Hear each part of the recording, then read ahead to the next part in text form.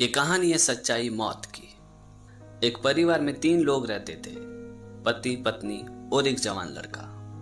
बहुत ही हंसता खेलता और सुखद परिवार था कि एक दिन अचानक उस औरत की पति की मौत हो जाती है। पति के मौत के बाद माँ बेटे ने खुद को किसी तरह से संभाला और इस घटना को करीबन 6 महीना भी नहीं बीता था कि उस औरत के जवान लड़के की भी मौत हो जाती है। अपने जवान बेटे की मौत से उस औरत को इतना बड़ा सदमा लगा था जितना उसे अपने पति के गुजरने से भी सदमा नहीं लगा था, क्योंकि उस औरत के लिए वही एक लड़का एकमात्र सहारा था जो अब इस दुनिया से गुजर चुका था।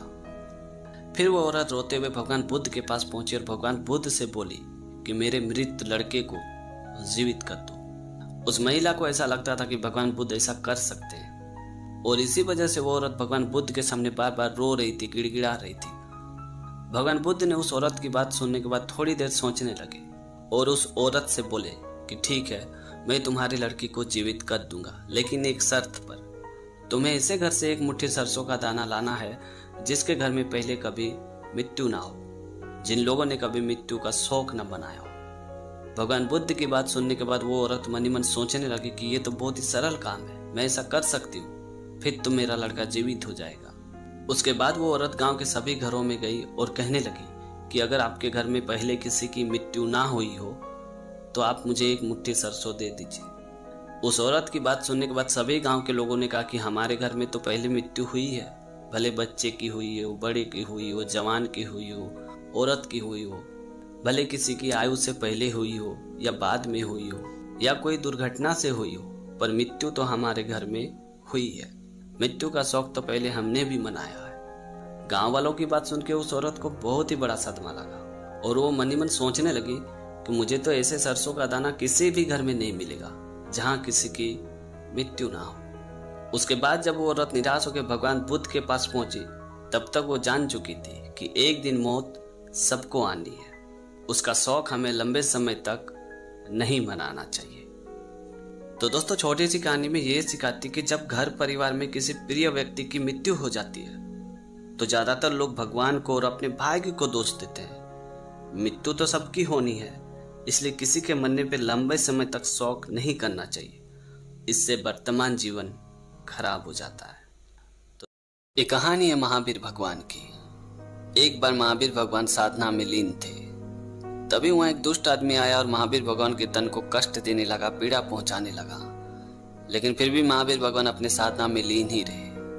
फिर वो दुष्ट व्यक्ति महावीर भगवान को बार बार कष्ट दे रहा था, पीड़ा पहुंचा रहा था, पर महावीर भगवान को उसकी हरकतों से कोई फर्क नहीं पड़ रहा था। वो अपनी साधना में लीन ही रहे। वो दुष्ट व्यक्ति महावीर भगवान को इसलिए कष्ट और पीड़ा पहुंचा रहा था क्योंकि महावीर भगवान हमेशा अपने उपदेशों में यही कहा करते थे कि हमेशा सबसे प्रेम करो, भले कोई आपसे नफरत करता हो, लेकिन बदले में आप उसे प्रेम ही करो। और इसी बात को गलत साबित करने के लिए वो दुष्ट व्यक्ति बार बार महावीर भगवान को कष्ट दे रहा था, पीड़ा पहुंचा रहा था, ताकि महावीर भगवान को गुस्सा आ जाए और उनका कहा हुआ बात गलत हो जाए। और इसी वजह से वो दुष्ट आदमी बार बार महावीर भगवान को कष्ट दे रहा था, पीड़ा पहुंचा रहा था। उसके लाख कोशिश करने के बावजूद भी जब महावीर भगवान के ऊपर कोई असर नहीं पड़ा तो उसने एक लकड़ी का टुकड़ा उठाया और महावीर भगवान के कान में खुदेड़ दिया, जिस वजह से महावीर भगवान के कान से खून बहने लगा। फिर भी महावीर भगवान शांत ही रहे, वो चुपचाप अपने साधना में लीन ही रहे। ये देख के उस आदमी को बहुत ही ज्यादा गुस्सा आ गया और उसने गुस्सा करते हुए महावीर भगवान के दूसरे कान में भी लकड़ी से खुदेड़ दिया, जिस वजह से महावीर भगवान के दूसरे कान से भी खून बहने लगा। तभी उस दुष्ट आदमी ने देखा कि महावीर भगवान की आंखों से झरझर आंसू बह रहा था। फिर उसने महावीर भगवान से पूछा कि मैं तुम्हारे तन को इतना कष्ट दे रहा हूँ, पीड़ा पहुंचा रहा हूँ, तुम्हारी आंखों से आंसू बह रही है, क्या तुम्हें जरा सा भी गुस्सा नहीं आ रहा है? तभी महावीर भगवान ने मुस्कुराते हुए उस दुष्ट आदमी से कहा कि तन की पीड़ा क्या है ये तो मुझे नहीं पता, मुझे तो बस इतना पता है कि तुम जो ये पाप कर रहे हो उस पाप की तुम्हें इतनी भयानक सजा मिलने वाली है, उस सजा को सोच सोच के मेरी आंखों से आंसू बह रही है। ये बात सुनते वो दुष्ट आदमी महावीर भगवान के चरणों में गिर पड़ा और कहने लगा कि वाकई में आप प्रेम के प्रतीक हो। तो दोस्तों, छोटी सी कहानी में ये सिखाती है कि हमेशा सबसे प्रेम करो, भले कोई आपसे नफरत करता हो, पर बदले में आप उसे प्रेम ही करो। अगर आप ऐसा करते हो तो यकीन मानिए उसकी ये नफरत एक दिन प्रेम में जरूर बदल जाएगी।